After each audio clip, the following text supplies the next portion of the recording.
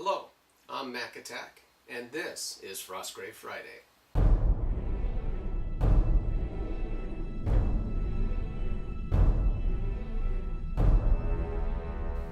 When last we met, I was talking about the 3D printed terrain and the Hearst Arts bricks that I had put together for various mausoleums and crypts and things like that.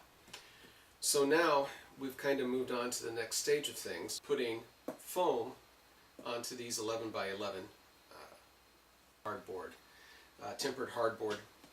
I get these in 4 by 8 sheets from Lowe's, relatively inexpensive, but since I'm running it through my table saw, I have to go with 11 by 11 because I'm losing about 3/8 of an inch in kerf each pass that I do through the table saw. So it's not going to come out, a 12 by 12. So I just reduced it down to the 11 by 11 to get what we need without having as much waste. So to get this, which is an 11 by 11, 2 inches thick, and this is EPS, expanded polystyrene. This is a little bit heavier density than you normally can get. I got this from a foam manufacturer out in Salt Lake City. This is a 20-pound density, so it's not your standard packing foam. And we're starting out with these 2 by 2 sheets of it. So to get it cut down to size, we have to use, in my case, this homemade foam cutter, table foam cutter. It uses this variable DC supply, power supply. It has a variable current and voltage. Has your 2 inputs for negative and positive. And I got that for around 70 bucks. And this is a Mastech HY1803D. And I really like this. It's a very heavy duty unit. I also have a hand cutter that I made. I'll see if I can dig up the links to the guy who put out the plans for these 2 cutters that I built. He had a website a while back. I don't know if it's still up, but if it is, I'll see if I can get you a link to that down below in the information section or about section. So I've set the depth to 11 inches. I've done a couple test cuts on pieces, and then I've measured to make sure that I'm getting the proper cut. I've also used the speed square to make sure that the blade is 90 degrees perpendicular to the board for the cut. Because the last thing you want is to have a cut that's like that. It makes it difficult. So I'll just do a pass through to show you how well this table cutter works.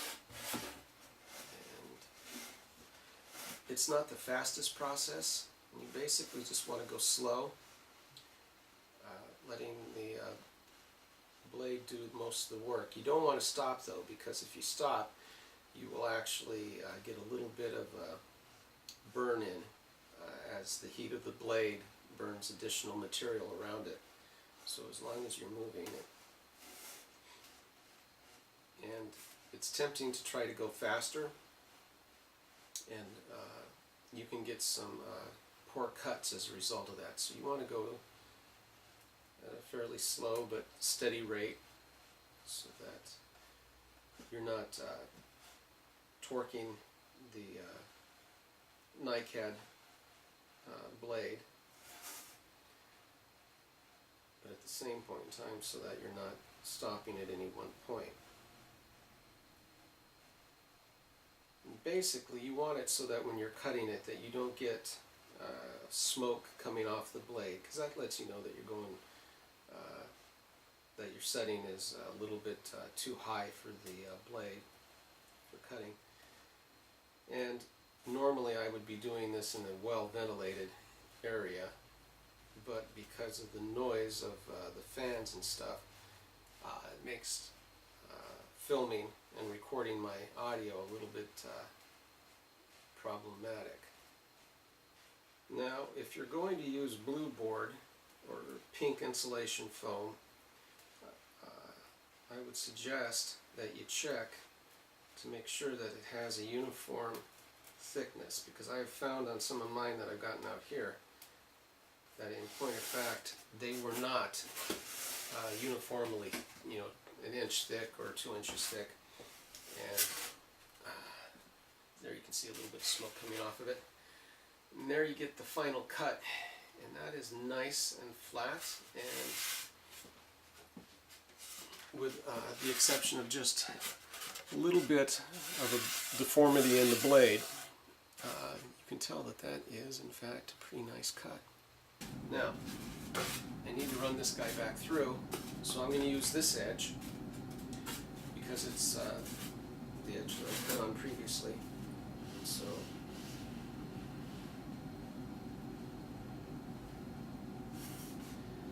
yeah, all told, this table cutter was probably about $15 to make, if I remember right, or less. So the most expensive unit is going to be your DC power supply. And really, in terms of durability, you're getting a lot better quality than you get out of most of the hobby cutters that are out there. There are a few exceptions. Woodland Scenics makes a pretty heavy-duty one, and I have multiple cutters from various sources from the hobby end of things.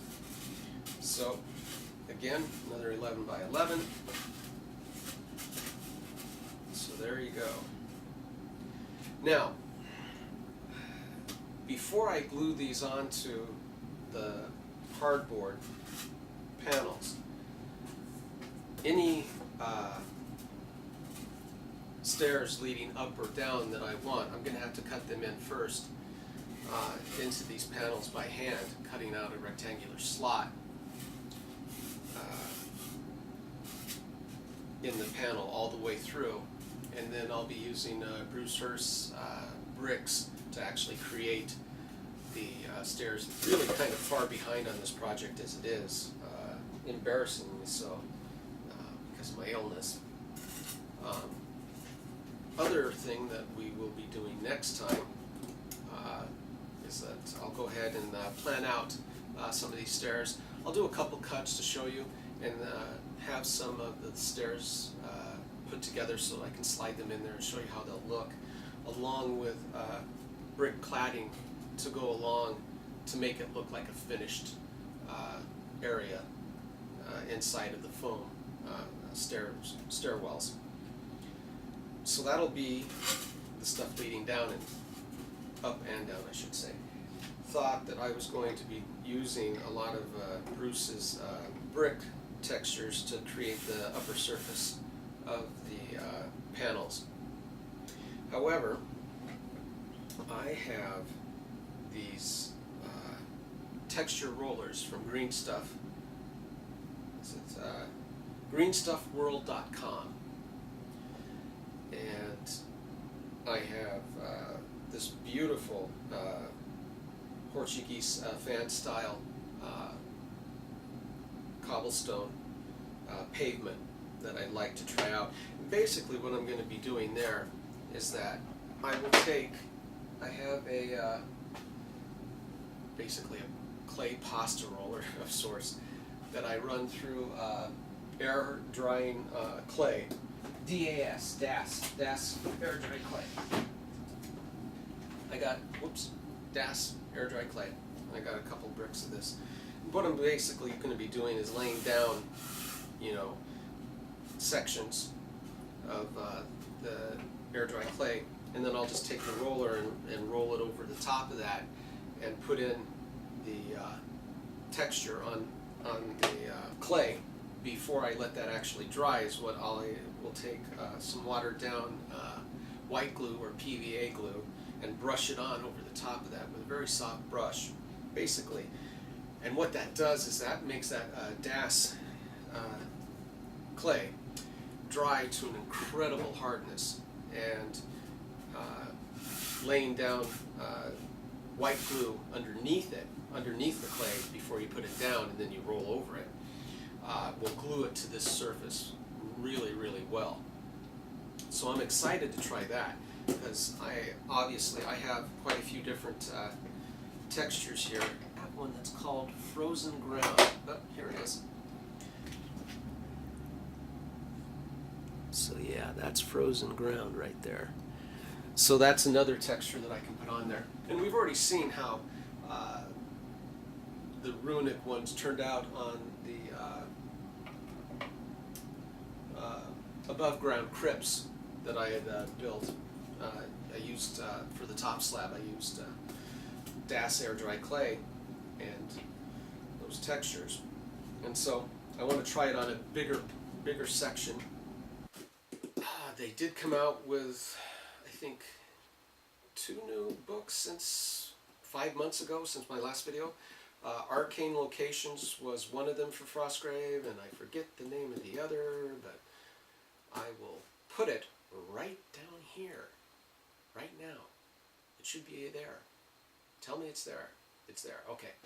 We will go on with the project and do our best to do some catch-up, get caught up on this for you guys, and also for myself, because I want to get to playing actual games of Frostgrave, because it looks like a lot of fun, and I'm missing out on having fun, and that sucks. So I'm out of here. I got to get to work. We'll talk to you guys next time. Take care.